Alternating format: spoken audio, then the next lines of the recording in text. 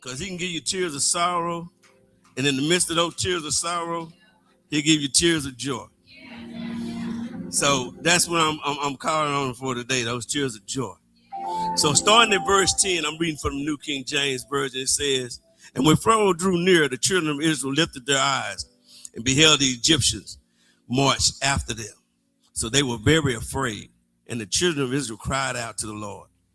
Then they said to Moses, because there is no graves in Egypt, have you taken us away to die in the wilderness? Why have you so dealt with us to bring us up out of Egypt? Is it not the word that we told you in Egypt, saying, let us alone, that we may serve the Egyptians? For it would have even been better for us to serve the Egyptians than that we should die in the wilderness. Moses said to the people, do not be afraid. Stand still and see the salvation of the Lord, which he will accomplish for you today.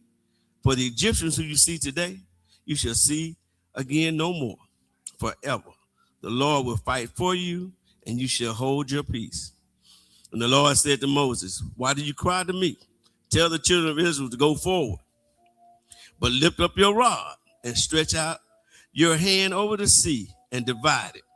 And the children of Israel shall go on dry ground through the midst of the sea. Let's go down to verse 21. I'm gonna add some more verses later, but that'll be in the sermon. But we'll go here and say, and then Moses stretched out his hand, in verse 21, over the sea, and the Lord caused the sea to go back by a strong east wind all that night, and made the sea into dry land, and the waters were divided. So the children of Israel went into the midst of the sea on dry land, on dry ground, and the waters were a wall to them on their right hand and their left. And the Egyptians pursued and went after them into the midst of the sea, all Pharaoh's horses, his chariots, and his horsemen. This morning, help the Holy Spirit, I'm going to talk about moving forward. That's our only option.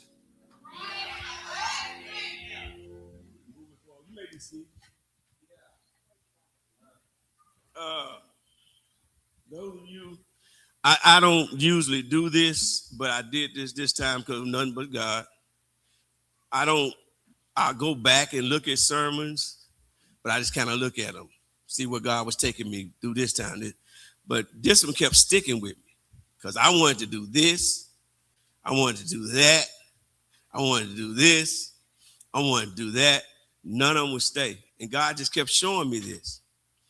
Friday night, while we were here at the wait, young man got up, and it's kind of funny because I used to knock head with the young man when he tried to play basketball for the church team back in the day. And I was telling PJ, I said, we didn't have the best basketball team. I told Dr. J, we didn't have the best basketball team, but we had a lot of fun. I think we were like one in however many games we played. But the thing about it, we showed up and had fun. But he got up there and he said that Sister Levita always told you to go forward. She always encouraged you to go forward. So that's where the option hit me today to say, hey, because I wanted to tell y'all about new beginnings, but you can't have new beginnings without going forward. And I was like, well, God, I don't want to be said I'm doing a retread. And he said, no, I'm going to show you something different in the same scriptures that you studied before. And then as I was going through it, like I said, I went through it and I kept scratching stuff out because he was giving me this. And I add to this, he'd give me that. So to make a long, to tie it all in together, a few months ago, I changed jobs. And I was kind of at a standstill. And I almost went back. Instead of going into the direction I had been going into, staying in education, I started to go back. I told my wife, maybe I'll just go back to being a warehouse clerk and all this and that. And she said, nope, because you wanted to coach and you like working with the kids. Then let me tell you how the devil did. I'm on I think it was Instagram. Yeah, I have Instagram now. It's really weird for me to have Instagram because I always thought I was too old for it, but I couldn't keep up with my coaching staff without having Instagram. And I saw this thing for a job where all you had to have was a pickup truck. And I can just go deliver stuff. They gonna load it and unload it. I just drive it. So there it is. I'm going to go back this black truck up every day, let them put some stuff on the back of my truck, drive it to the next destination, let them take it out. Guess what? I could never get to the inbox. Never could get to the inbox. But I was steady sending out job applications to different school districts. My friends were looking out for me, but stuff wasn't working out. And I didn't realize I had been off work that long. Because you know why? God never left me or forsake me. He kept us. Y'all didn't even know I was semi-retired because I never said I was unemployed. I said I was semi-retired. But I didn't like the semi-retirement. See, God will bless you where you are, but you got to go forward. Fast forward, I'm back into the education department. I'm working with a group of young people that I'm loving, and I've only been there a couple of weeks, but I can see God's got something there for me. Fast forward to the day, to the lesson. We all had either read or have been told about the story of the children of Israel and how they crossed the Red Sea on dry land. But today, my assignment is to encourage us to continue to go forward, the true direction that God wants us to proceed in. When you look at any attempt to move forward, the one thing that comes to my mind is progression. But then when I hear the word progression, the one thing that comes to my mind is moving forward. As a Christian, that should be our sole purpose because we are now on a more positive path in our lives. Because remember, we were born again, out of a life of sin, and now our lives are going in a direction of blessings and prosperity. You have to understand that blessings and prosperity go together. But what we want to do is we want the prosperity and we don't want to work for no blessing. Remember, we got to praise him a little bit, get some blessing. But if I'm praising him and my blessings are coming, prosperity is right there with it. So don't look past your prosperity, harping on your blessing. So why not have a positive mind? A positive mindset. I've always said to myself that everything that God allows for me is positive. Now, I know some of y'all might be saying, well, okay, Elder, but everything that I've experienced as a Christian has not always been good. So how can everything that I have experienced as a Christian be positive? Well, guess what? I'm glad you asked. That's a very good question. And I'm going to try to answer it like this. He brought you to it. He brought you through it. And he brought you out of it. If you can't look at it like that, that's all progression. Moving forward. He brought me to it. I had his protection. He brought me through it. I was still covered by it. Then he brought me out of it. Now that my prosperity is showing up. So remember, the Bible says that all things work together for the good of those that love God, to them that are called according to his purpose. You got to remember that, those that love God. Because we got a lot of people that believe in God, but don't love God. And then you got some people that love God, but don't believe in God. And then you wonder, how is that? How is that? That is so, to me, it is so confusing when I hear people saying, well, I believe in God, but I can't go to church. Because the church people do this, and church people do that. But you'll go to Walmart tomorrow, and they get your order wrong, and you'll go right back the next day after you get your refund, and you'll go right back to the store. But we'll stop coming to church just because sister so-and-so or brother so-and-so looked at me a certain way. I see, my mother used to tell us all the time, pray for their eyes. They got a problem.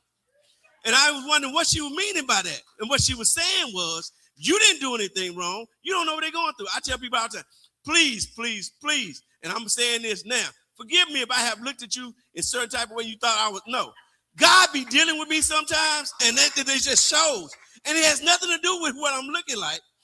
It has nothing to do with you. It's sometimes I'm asking God, why now? Why are you doing this right now? God, I asked for forgiveness yesterday. Now you're just not giving me why? And then first thing I do, there's somebody, well, Elder Tubbs looking funny today. You know why? He's getting whooped by God right now. And he's trying to make sure that he's doing the right thing. That's where the blessing and the prosperity comes together. That's the moving forward part of a Christian. Because I'm going through some stuff. I don't have to show what I'm going through. You don't have to know it. You just have to understand that he's got me and he's got you. How he deals with me might not be the same way he deals with you. It was 6 of us growing up in the house. My sister is here to tell me. We got dealt with in different ways. We had a set of rules, but there were certain things that we got dealt with a different way. Remember, it was 5 girls and me. So do you think they dealt with the 5 girls the same way they dealt with me? Let them tell it. And I'm standing up here doing it. Let them tell it I was the most spoiled child ever. Let me tell it I couldn't get away with nothing. Oh, that mother sister's here too. But here's the thing. We were held accountable to the things that we did right and the things we did wrong. But the way they dealt with us was different. Because I'm not Rose. Rose is not Priscilla. Priscilla's not me. None of us are Peggy, and we can't be Martha. God bless our soul. The glass was called home. But we all had 6 different personalities. And we had to understand that the way we were being raised was the way it was going to help us. The way God deals with you is going to help you. You might think, oh, he's getting all these blessings. Are you still breathing? You're getting some blessings too. We have to realize that as long as I'm being, as long as I'm living, my blessings are shown. Just because you don't live in the big house on the hill, do you have shelter? You're being blessed. I had to get there. I'm serious. My best friend, and I know this brother makes 7 figures, but to meet him, you wouldn't think he made no more money than I do, because the way we appreciate each other. I tell him all the time, man, he'll tell me in a minute. No, you don't, because there's more problems. And then I thought about it, they had a rap song, more money, more problems. Every time our little money situation got better at the house, yeah, we had more problems.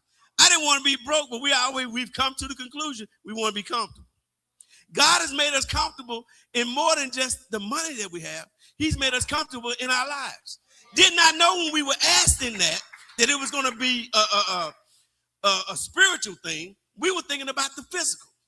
Because there was a money conversation that Sister Tubbs and I was having. And we would, hey, we do this, do that.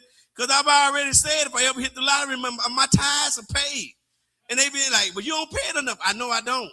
Because I don't trust the lottery. But I do trust God. And that's the thing. How can I put my trust in something that could be here today and gone tomorrow? Fad, fake, and deceiving. That's what a fad is to me. It's fake and deceiving. Don't get caught up in fads. God is real. If he's going to get you through it, to it, and by it, to it, through it, and out of it, he's got to have your soul attention. So here we go throughout. Okay. All right. Anytime that you're going anywhere, the best way to get there is in a forward direction. When you think about it, I had a cousin, she would give us directions. I used to always wonder why we would always say, go straight down the street, go straight down the street, go straight down the street. But when she would give you directions, she would say, go forward, turn right. Okay, go forward, turn right, turn left, go forward. And I didn't get it. But when I was studying, I said, that's what God tells us, go forward. I'll tell you when to turn. But if you think about it, when you turn, what direction are you going in? Forward. No matter where you turn, when God is leading you, you're still going forward. I'm a football coach, so here's my football analogy. Offenses are trying to get down the field, going forward, correct? The defense is trying to keep you from going down the field. Which way are they going? Forward. So now I got a force that's going against it.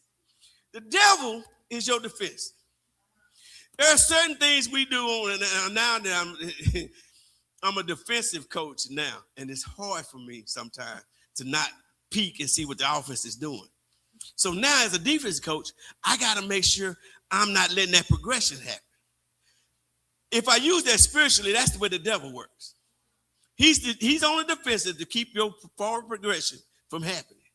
But the one thing about the offensive part that God works with us, we can't go too fast. Because in football, if you go too fast, it's called illegal procedure. Now, my destination hasn't changed, but my area, my time of distance to getting there has. So in other words, I've slowed down a blessing because I moved before God wanted me to. He wants us to go on 1. I keep going on set. He wants me to go on 2. I'm going on 1. So instead of going 10 yards, now I got 15, 20. After a while, it's out of the way. God said, look, the progression I got you on is at the pace I need you on. Sometimes we want to go ahead of God and we get past where he wants us.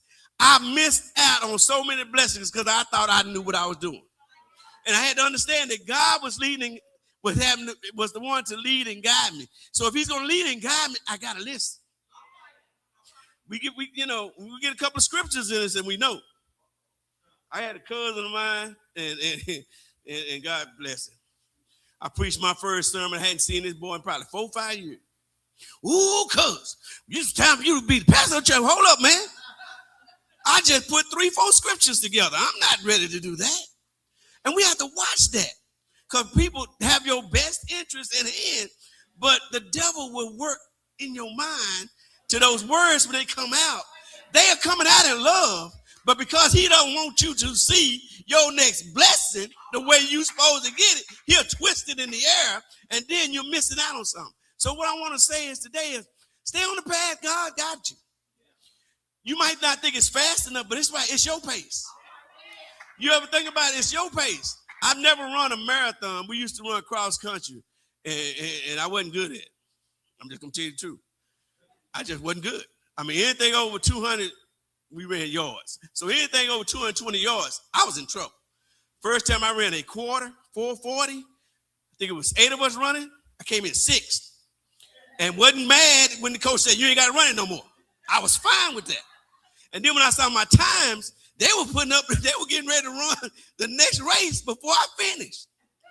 I was like, man, this ain't me. So I had to understand that I had to pace myself. And as Christians, we have to pace ourselves. If we're not where we think we should be, just keep thanking God for where you are. See, a lot of times we get frustrated with where we're not. But God said, I got you exactly where you need to be. And when you find out, that's that positive thinking. That's that way we get past, I'm looking at what somebody else has. The children of Israel, they had, if you read the whole story, if you read it's amazing how they got into predicament in the first place. If you know what's going, if you look at what's going on in our world right now, it's reminding me of that. Because they went from paper to gold. Now gold is the big thing. Have y'all been noticing? They started bringing out Bitcoins and all that. Watch what the devil does. He changes things and then we miss it. So now you got the children of Israel who were the proper and proper. Now they're the slaves. And they've cried out to God, get me out of this, get me out of this, get me out of this. God sends them a deliverer, and now they want to go back. How is it that we always ask God for stuff, and then when he gives it to us, well, God, I need to talk to you about this. I asked you for this, but I really didn't need it.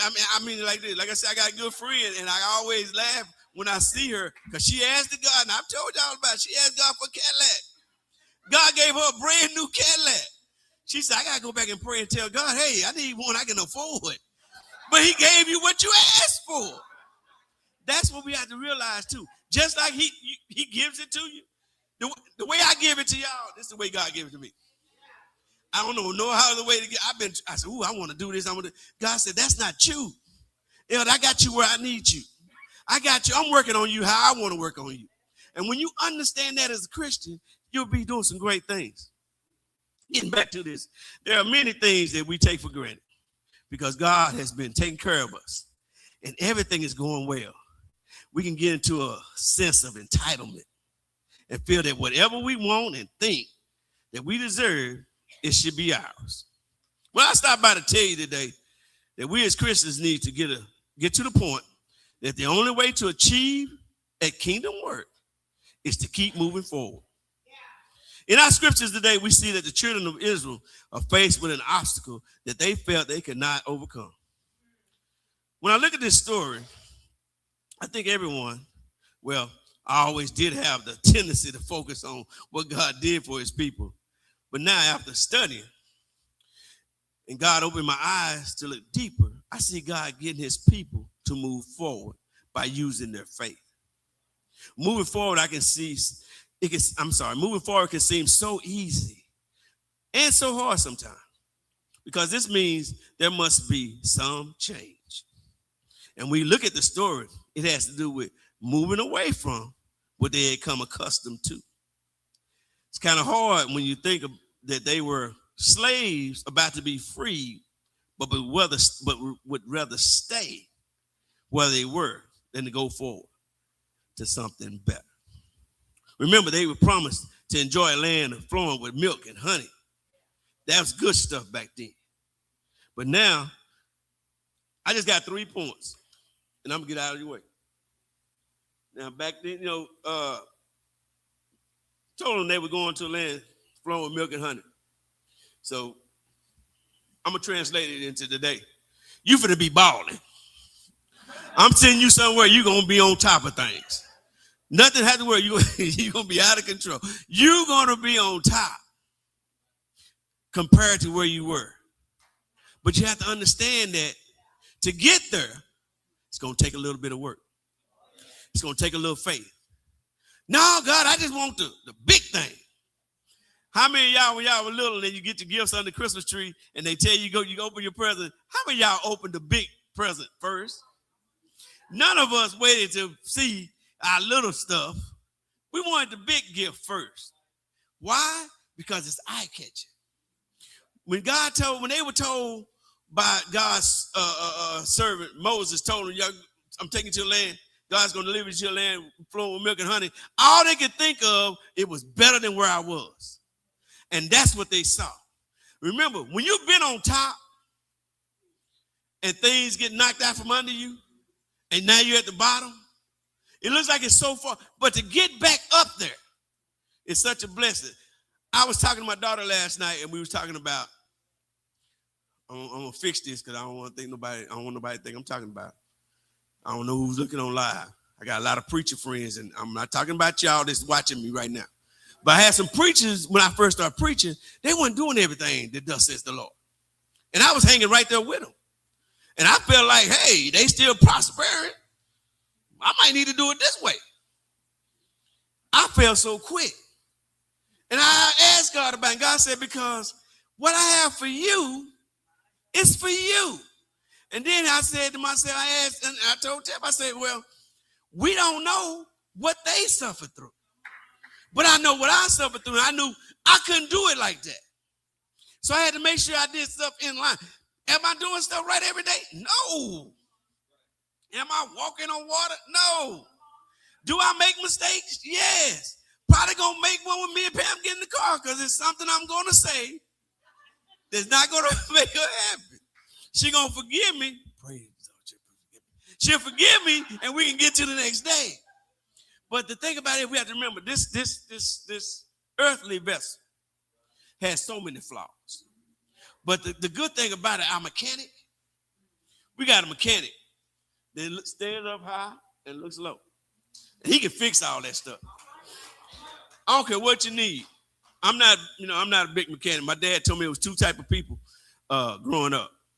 Ones that fix cars and ones that keep a job to pay somebody to fix your car. I'm the latter. I make sure I keep it. And then I got a great brother-in-law there. That man fix anything.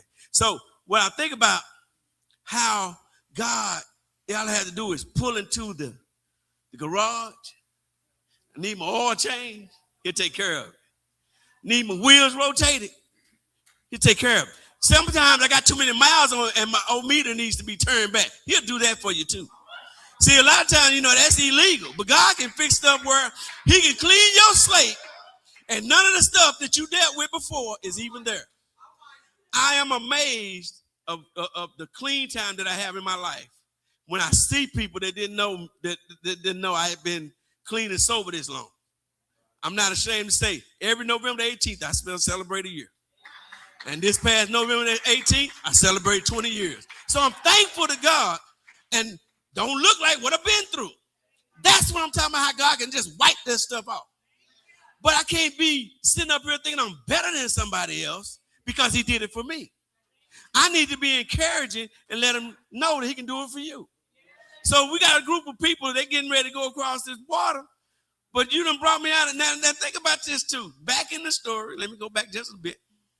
I'm going to go to my first point. That way we can get there. All right. The dangers they felt. The dangers they felt. Now, mind you, they had been slaves for years. Years. But water, flowing water, they couldn't get across, made them stop. The danger they faced because they did not believe God brought me this far. Remember, theologian told me, I'm telling you like that. My godfather said that the children of Israel, this is the way they walked in the when they were in the wilderness. This is their journey. Their journey in the wilderness was just like this. This was their journey in the wilderness. So everything they saw was really the same thing they saw every day. God, we had a cloud by day, kept them cool because it was hot in the desert. Fire by night because I found out in the desert it gets cold. Every morning they had manna. They didn't have to work for the manna. They just got up and gathered the manna. But this is their journey. So I'm seeing the same thing over and over. We call it Groundhog Day. Same thing over and over. But guess what? God's blessing me. Same thing over and over. Same thing over and over. He's still blessing me. I'm still getting blessed. Guess what? Ain't no Walmarts, no clothing stores, no clothes, whatever you buy, JC Penney, none of that. My clothes don't wear out. Ain't no Nike stores, so my sneakers and my sandals don't run out. But I'm still traveling. But guess what? I'm still under the umbrella of God. You know why? He's got me where he needs me right now. See, sometimes this journey that we be on, but if y'all notice, I'm steady going forward. I might not be getting nowhere, but guess what? God got me. See, y'all thinking, well, what is he doing? Well, guess what? This is the way they travel. And they have been seeing a lot of things. I ain't got dizzy yet. I'm okay. But here's the thing. We have to realize that God had them. No matter what they were going through, I still got you. And we get away from that sometimes. We think about because stuff is going bad for me. God ain't, where are you, God? Well, Bill said a couple weeks ago, footsteps in the sand. 2 sets. You know he's there. 1 set, where were you? I was carrying you. When you realize that 1 set is him carrying you, you can, that journey you on, it ain't long. You know why? I'm with God. If I don't keep that journey with God, I can get lost. And you said, well, Elder, you were going around in circles. I've seen people go around in circles and get lost. We've gone on trips and got lost. Map in hand. Maps go talking to you and got lost. Sister Tubbs and I always had this joke. We're not going to talk to each other while we're on this trip. Because I'm going to tell her wrong, she's going to tell me wrong. But guess what? We both going to be right. How? We ain't got it together. And that's what we do to God. God sent us on a trip, and we tell him, no, God, ain't the way I want to go. And the children of Israel were like, you done brought us out of here to die? And I mean, you look at, when you read the story, it is so amazing how you want to go back to building the pyramids with your hands. You're going to a land that's flowing with milk and honey. But I want to go back to where we started when they would beat me. I always said it's kind of like when you're working in the yard and you got those good tools, but we go choose the ones that's old, rusted, broke off. You know, that hoe, when you use that hoe, you got a hoe. But I don't want that good one. I want the one I got going there. It's got about that much pole on the end. And I'm out there with it. And God said, I gave you the tools. But what you choose to use, we don't use it all the time. The tool of faith comes to you as soon as the tool of faith is born in you. As a non-believer, you have faith. Because you're getting in your car. If you don't know Christ, you'll get in your car, crank it up every day, go to work. Don't say, well, Lord, help me today. Just get in and go. Come in this building. Don't believe in God, but I sit down in that chair and the pew didn't give away. I go to get something to eat. And because that establishment sells food, I know I can get it there. But when God says, trust me and have faith in me, we question it. You never go in Whataburger and say, hey, y'all got enough hamburgers today? Because I make sure y'all got enough hamburgers for our order. Now, I have gone to some Whataburgers that ain't had nothing. And it's upsetting. But when you go to God and with your faith, He's saying just use your faith. Just use your faith. Faith is a weapon that we choose not to use or we don't use it the right way. We here at TCAP, we should be just like the children. We should be like the children of Israel who celebrated coming out. We just celebrated 44 years of being in one place. A lot of churches can't say that. So what can I say? God has been with us. So are we going to be thankful and grateful, or are we going to sit there and get in a dilemma? Well, we ain't doing it. We got to get to a point to where we thank God for everything. That's what it is. We have to thank God for everything. It might not look like I want it to look right now, but I thank God for it because I can see it. When I talk about vision, y'all have to realize I've had some issues with vision across my years of living, and it bothers me sometimes when people say I can't see. I've been blind just a few months ago. My wife and I were coming home. I could not see. Literally half a mile from the house, and I could not get us there. And I had to go and have these treatments and stuff like that. And then all I asked God was for the sight you give me, I'm going to thank you for it. The sight you give me, I'm going to thank you for it. We used to have, we played ball, the big thing was peripheral vision. Can you see on the side? Well, on this side, I can't. So if I was playing football, I'd tell everybody right now, I'm going to run this way and this way only. Because I can see this over here. But I thank God for what I see because he made me focus on the things I needed to see. And you don't realize it until you get to go through some stuff that he will put you in a place where you got to focus on what he's doing. So he's trying to tell the children, y'all got to focus on me. I've been doing for you the whole time. You ain't been focused. You just been taking this trip. So stop taking the trip and start enjoying God on the trip. My next point is the dilemma that they were in. The dilemma they were in, they was at the bank. Flowing water. We can't get on the other side. Moses, why you do this to us? They kept blaming Moses. Poor Moses had went to God and told him, there's too many people for me to deal with in the first place. These folks, you want me, they say he had a speech impairment and all this and that, but you got me dealing with these people. And the funny thing about it was, these are the same people that saw the same thing that he saw. Think about it. Moses had an experience in the wilderness, went back and told Pharaoh what God told him to tell him. Then they saw the plagues and they don't even bother them. But when they wiped the blood above their doorways and their firstborn sons lived and they walked out of there, you still tell me you don't believe what God can do? Instead of them saying, Moses, you brought me here. Hey, Moses, have you called on God? That was... And I noticed the only way we get this is we read it like it is. The way I get it is the way God gave it to me. So I give it back to you.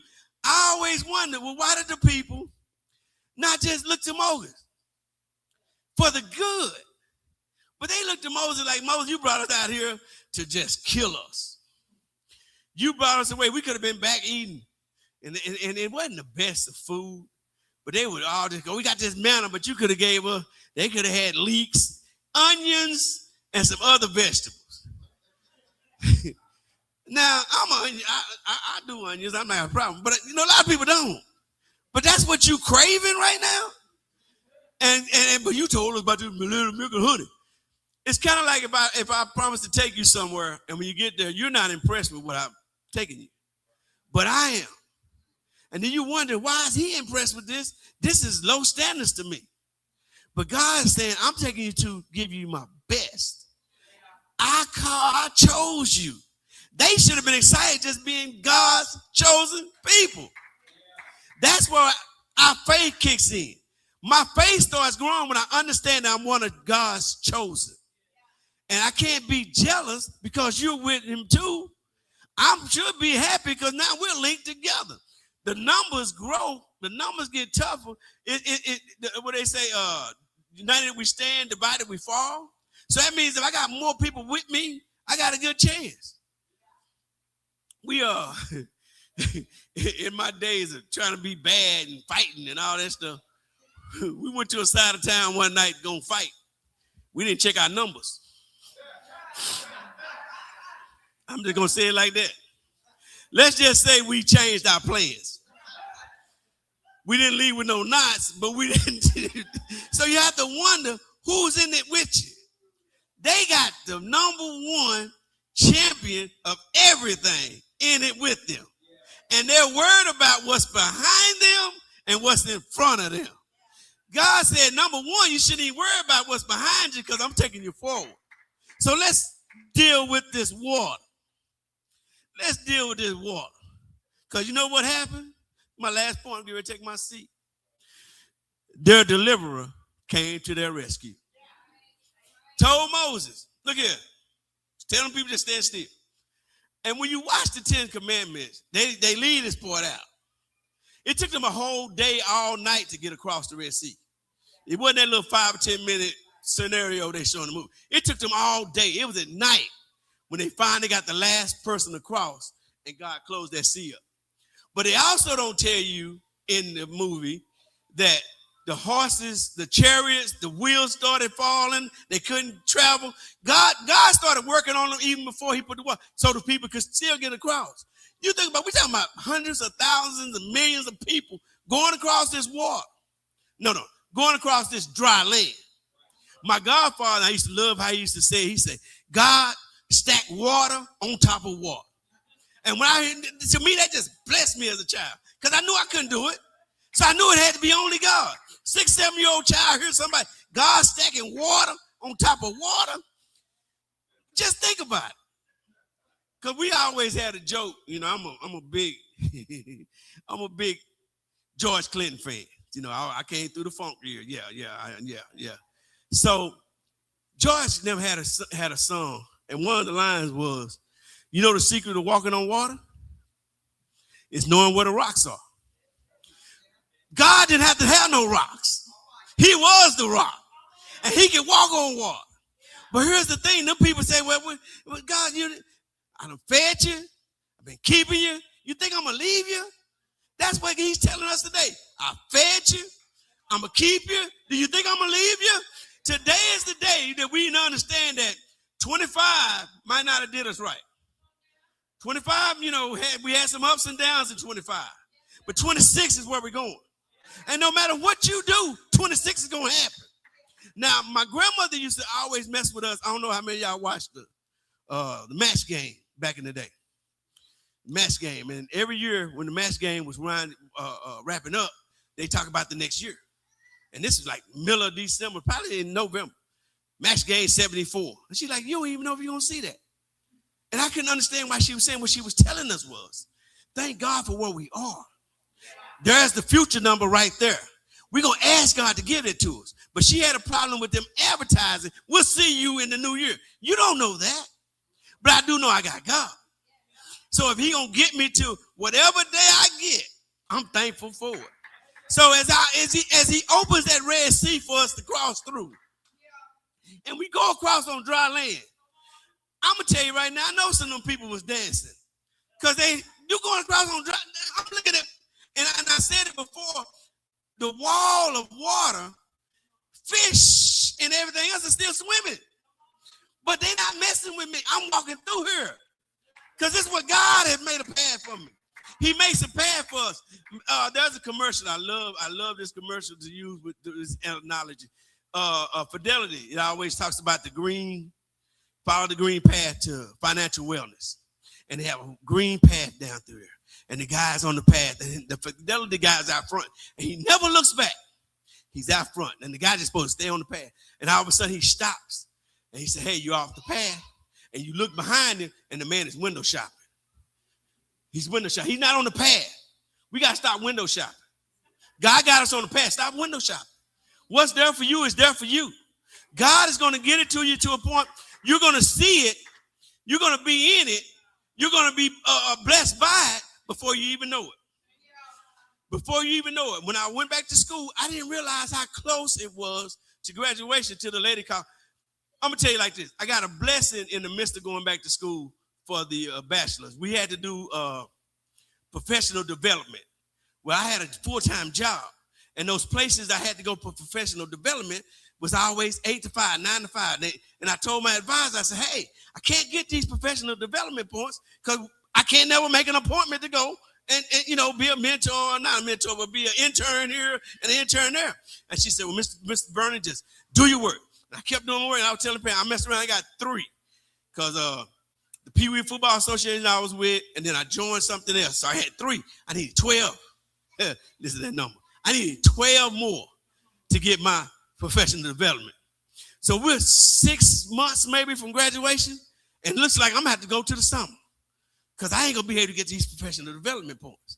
And she calls me up and said, hey, I'm scared. I see the number. I don't know if y'all like me, but if I don't know your number, I'm not answering. So I got an unknown number come up. I'm thinking it's a bill collector. I ain't got no money for you. I'm not answering. And I get the message, hey, this is, I can't remember her name. Oh, man, I can't remember her name. But she says, I need you to call me. It's very important. I'm like, dang it.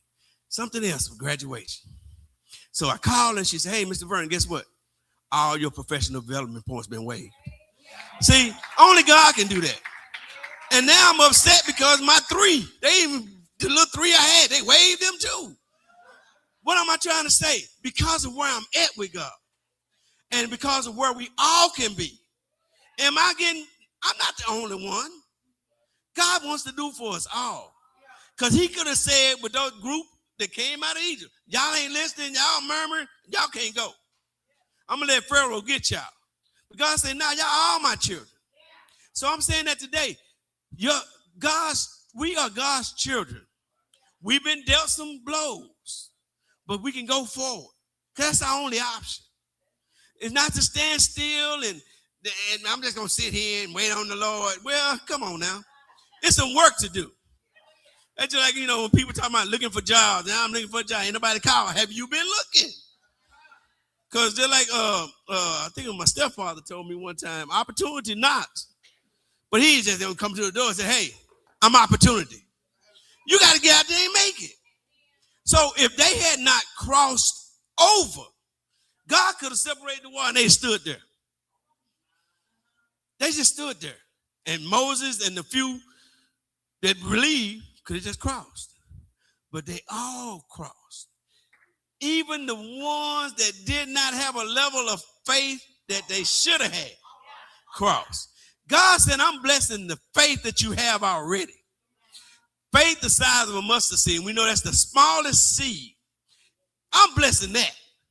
But God, I want mine to grow because you give us all a measure of faith. So I'm going to start using my little mustard seed faith.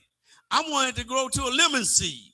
I want it to get even bigger than that. I want it to be just the whole watermelon and all the seeds in it. That's what I want. That's the type of faith I want. But you got to work it. If I give you, God saying, look, like I say, everybody was born with faith. But how do we use it?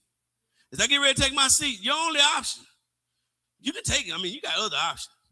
But as Christians, our only option is to go forward. I'm going forward because that's where God wants me to go. If God wanted me to stay back, he'd have set me down a long time ago. Now, when I wasn't going in the right direction, he set me down and let me see what forward looked like. But what I really love about God is he's always there. So as we continue to pray for the Goodspeed family and that lady that always tells us to go forward, she's living in us for us to go forward. She was always pushing. Even when I went back to school, she was big on it. So I have to say this. As I get ready to take my seat, I appreciate y'all listening. I appreciate your prayers. This was tough. But like I said, God gave me this. And I had this all flashy. Let's go on to 26. And God said, no, we need to re-encourage the people. There's time to go forward. So as we get ready to open the doors of the church, open the doors of church, I'm with Baptist on y'all. As we get ready for prayer, if you stand in need of prayer this morning, we're here for you. And they used to say it like this, if you backslid, you want to ask God for forgiveness, we're here for you. If you don't have a church home and you're looking for one, I'm going to tell you, Philadelphia is a pretty good place. Served here, and I found it to be a pretty good place. But most of all, we're here for you.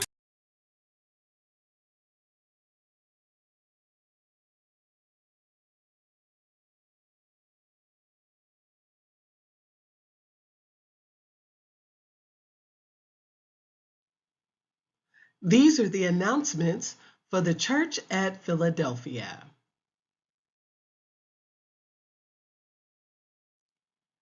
This year, the Church at Philadelphia is being intentional about the total man. The Church at Philadelphia is being intentional about spiritual growth, emotional wellness, social responsibility, purposeful living, physical health, financial stewardship, intellectual development, vocational excellence, and relational health. The TCAP family would like to wish a happy birthday and happy anniversary to everyone celebrating in December. May God continue to bless you with many, many more.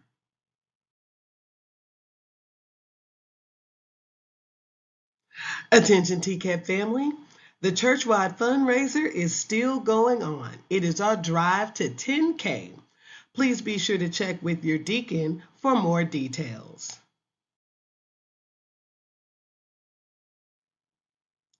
Attention all ministry leaders at TCAP. Please submit any upcoming events to the church office as soon as possible. You can submit these events to tcapchurch@aol.com. The TCAP fundraiser, Fill the Box, is still going on. Please report to the Christ Center and fill the box with clothing, apparel, shoes, household items such as kitchenware and non-fabric decor.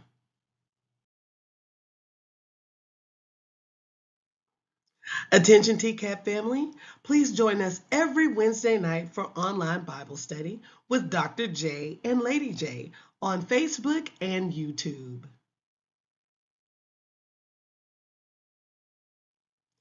Attention TCAP family, please invite your family and friends to come worship with us every Sunday morning. At 8:15, we have intercessory prayer. At 9 a.m., we have Life University. And at 10:30 a.m., we have our morning worship service. Invite your friends and family out to come to the Church at Philadelphia to experience a mighty move of God.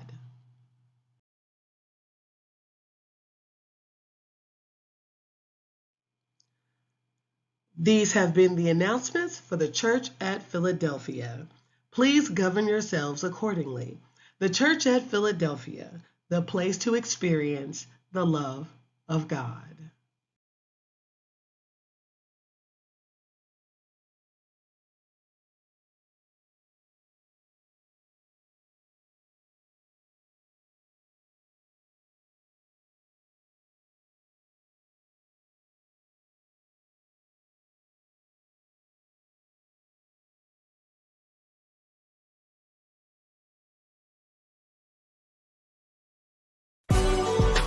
Thank you so much for joining us today for our live worship service. We're grateful to have spent time in faith and fellowship with you today. We invite you to join us again on Wednesday, online at 7 p.m. for our midweek service, and next Sunday at 10:30 a.m. for another exciting worship experience. Until then, stay blessed and have a wonderful week.